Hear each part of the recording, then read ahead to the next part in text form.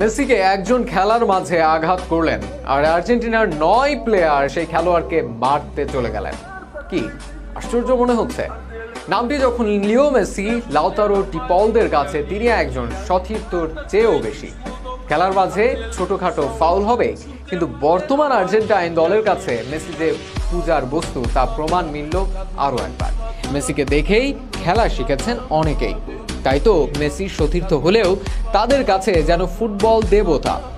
ম্যাচের তখন সময় 38 মিনিট। বল ট্যাকেল করতে গিয়ে মেসির মুখে আঘাত করলো এক বিপক্ষ দলের খেলোয়াড়। এটি আহামরি কোনো বিষয় নয়, ফুটবল মাঠের চিরচেনা একটি বিষয়। তবে মেসি যখন দুহাত মুখে দিয়ে লুটিয়ে পড়লেন, তখনই দেখা মিলল এক অচেনা প্রতিক্রিয়া। একে একে লাউতারো, ডিপলরা সবাই গিয়ে ধরলেন সেই বিপক্ষ দলের খেলোয়াড়কে। সেই খেলোয়াড় তো বটেই, ডিপলদের এমন আচরণে যেন থমকে গেলেন রেফারিও।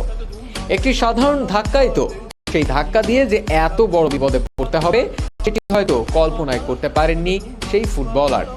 মেসির সাথে ছায়ার মতো লেগে থাকা ডিপলের সামনে মেসিকে আঘাত করা যেন মৌচাকে ঢিল মেরে দাঁড়িয়ে থাকার মতো। আর সেটি হলো, এক ধাক্কা দেওয়ার কারণে ডিপলের 10 ধাক্কা খেতে হলো সেই খেলোয়াড়কে।